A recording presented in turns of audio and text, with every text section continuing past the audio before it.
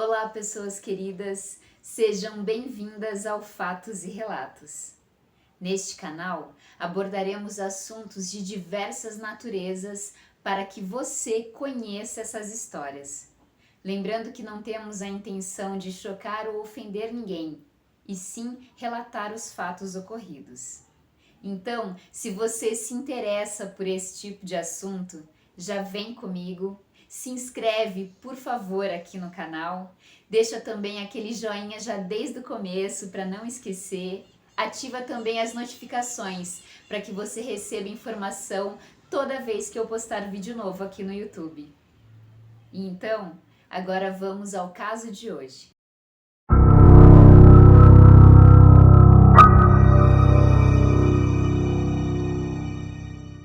Eu apresento a vocês Edmund Emil Kemper III. Ele nasceu no dia 18 de dezembro de 1948, em Burbank, Califórnia, nos Estados Unidos. Era filho de Clarnell Stage e Edmund Emil Kemper Jr. Tinha também duas irmãs.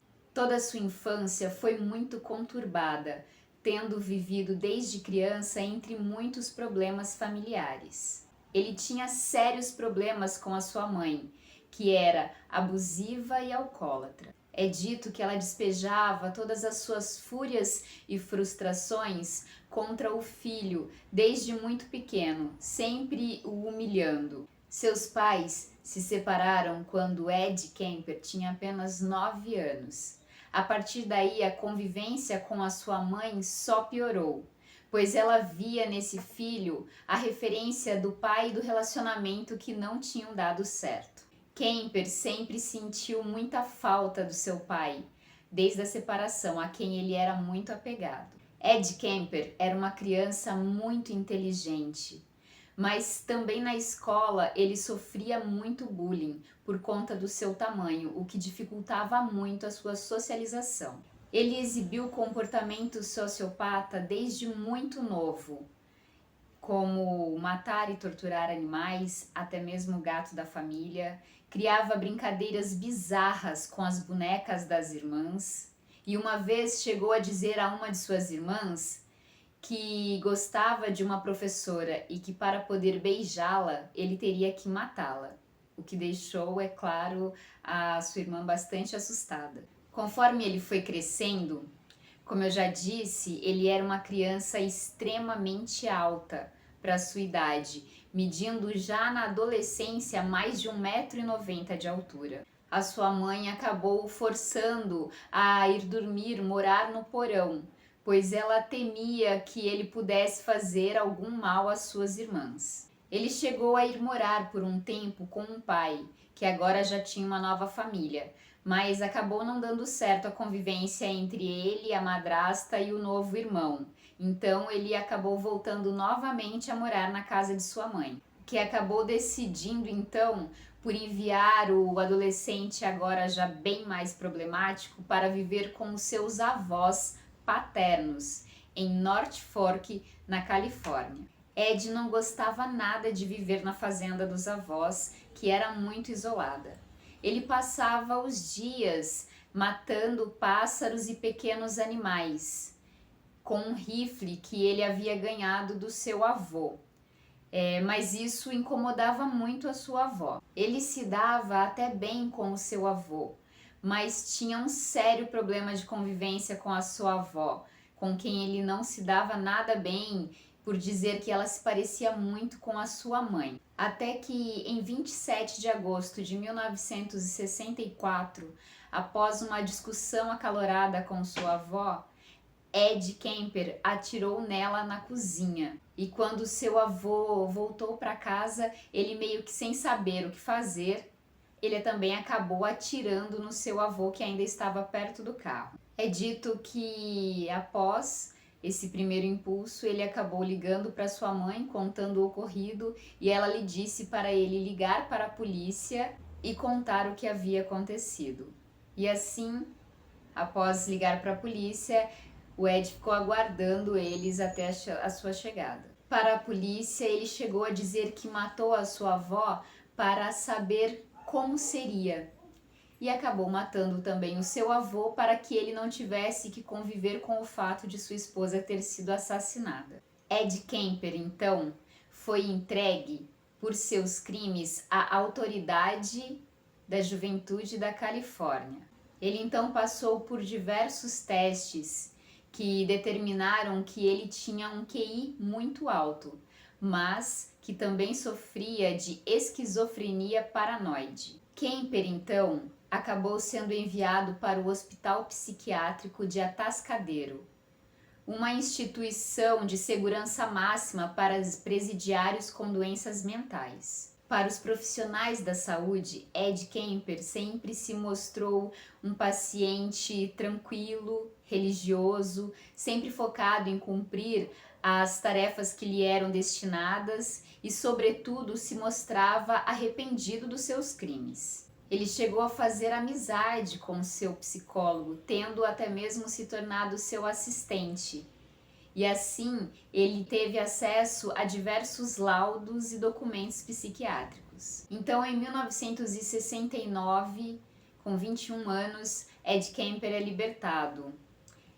Mesmo sendo indicado que ele não morasse com sua mãe por conta dos abusos sofridos na infância e de todo o problema psicológico que envolvia a relação dos dois, ele foi morar com ela em Santa Cruz, na Califórnia, para onde ela havia se mudado após terminar o seu terceiro casamento e ter conseguido um trabalho na Universidade da Califórnia. Para retomar a vida, Ed Kemper frequentou uma faculdade comunitária por um tempo, mas ele sempre se sentia bastante desajustado, principalmente agora nesse novo mundo, né, em que ele estava vivendo após sair do hospital, onde os jovens estavam vivendo o auge da era hippie, onde eles buscavam por paz, amor e liberdade. Ele trabalhou por um tempo em diversos trabalhos esporádicos, até conseguir um trabalho fixo no Departamento de Transportes e Rodovias, em 1971. Mesmo não sendo esse o trabalho dos seus sonhos, ele agora tinha um bom emprego, tinha adquirido sua independência financeira,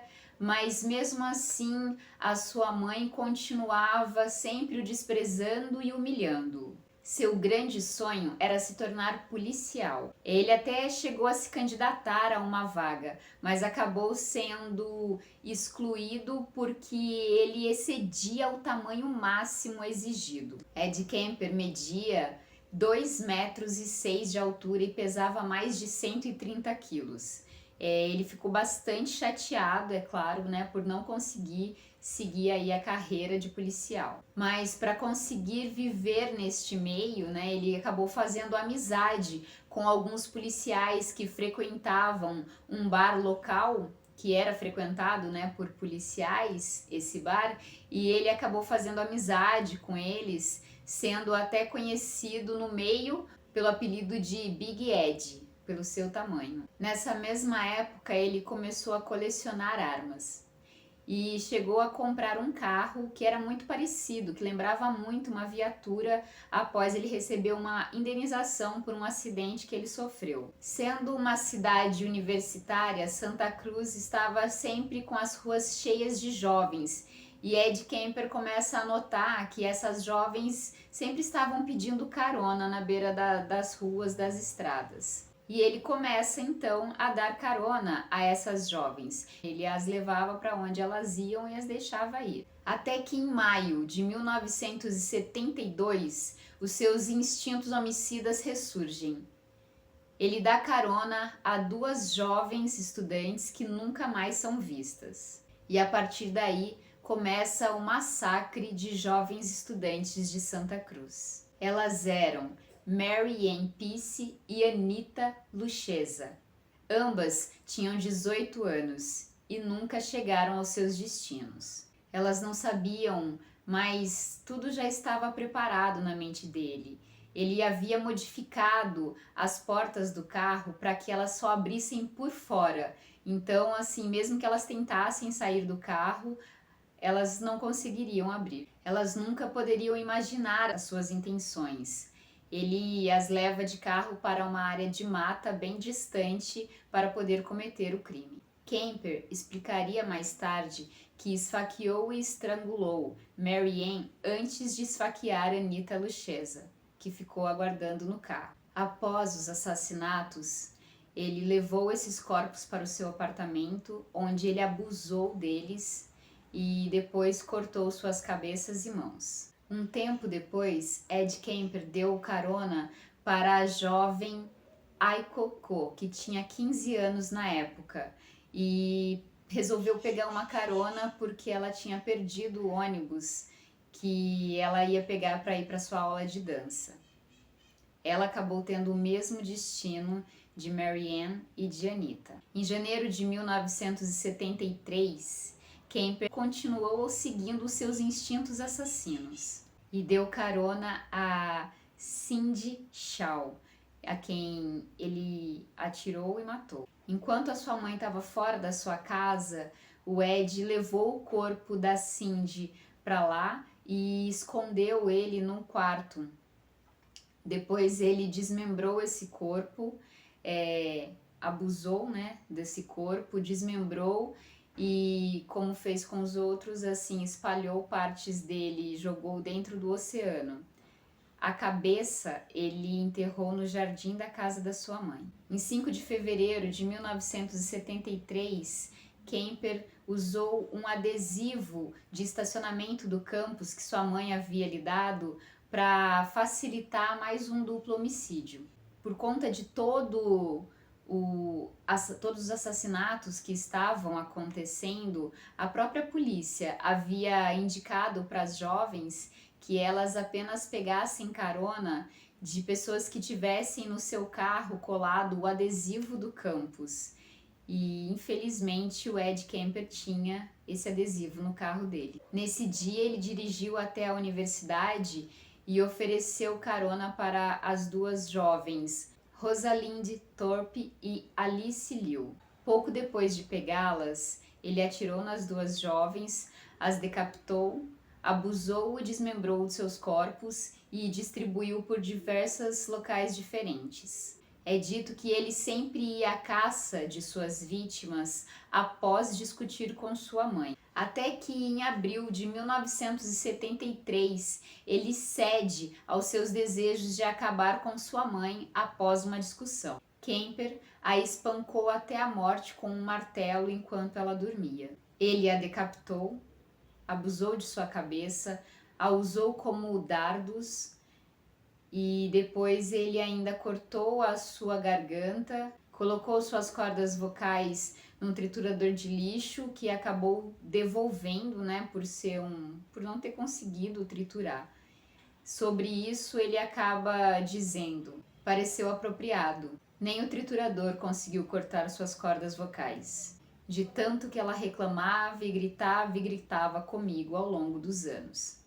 Ele disse após a prisão. Ainda depois de esconder as partes do corpo da sua mãe, ele ligou para a amiga de sua mãe, Sally Hallett, de 59 anos, e a convidou para sua casa. Kemper então estrangulou Hallett e escondeu o seu corpo em um armário. Daí então Kemper resolveu fugir da área e saiu dirigindo em direção ao leste até o Colorado. Ele achou a essa altura que a polícia já estaria desesperada em sua busca. Após perceber que ele não estava sendo procurado, não ouvir notícias nos rádios, ele acabou ligando para a polícia e contando o crime que tinha acontecido. Mas no início, por incrível que pareça, os policiais não acreditaram que o cara que eles conheciam como Big Ed, conversavam ali no bar, poderia ser um assassino. Mas durante os interrogatórios, ele os levaria a todas as evidências de que, além de ter matado sua mãe e a amiga dela, ele também era o assassino que estava sendo procurado já há meses, que foi apelidado de Assassino Co-Ed. O assassino assumiu que resolveu se entregar após matar a sua mãe, pois ele disse que depois que ele matou a sua mãe, toda a sua raiva havia sumido. Ele já não sentia mais o desejo de cometer crime algum. E ainda deixou claro para a polícia que eles só o tinham pego porque ele tinha resolvido se entregar.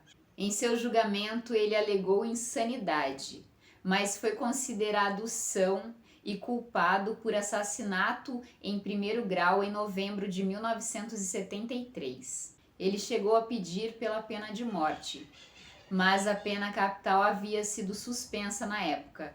Então ele foi condenado a 8 prisões perpétuas consecutivas. Depois de preso, Ed Kemper ainda acabou ficando conhecida por um outro fato. Ele acabou se tornando uma importante fonte de informações para o FBI, que na época tentava criar uma linha de entendimento da mente de assassinos em série, para assim poder identificá-los com mais facilidade. Edmund Kemper está vivo, tem 72 anos e continua encarcerado ainda hoje e vai ficar com certeza pelo resto da sua vida.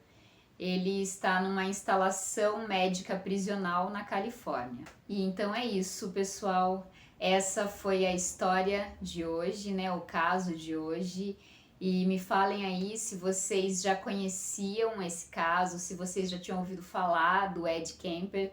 Ele é uma figura, né, até assim muito conhecida, porque vários filmes, séries, livros e até músicas já foram escritas sobre ele para tentar entender, né, a mente dele. Vários estudos já foram feitos por ele ser aí considerado um dos maiores assassinos em séries do mundo, né? Então me fala aqui nos comentários se vocês já conheciam, né, a história de vida desse terrível assassino. Eu espero que vocês tenham gostado, né, desse caso de hoje. Agradeço imensamente a você que chegou até aqui. Quero agradecer muito a todos os inscritos do canal. Eu estou muito feliz com a trajetória que a gente está tendo aí. Agradeço a todos os comentários, todos os inscritos, a todo o carinho que eu tenho recebido. Muito obrigada. Inscrevam-se, né? Mais uma vez não vou deixar de falar, inscrevam-se no canal, curtam bastante, compartilhem com pessoas que vocês acham também que vão gostar do canal. Mais uma vez eu agradeço a todos vocês e até o próximo caso, a próxima história. Tchau, pessoal!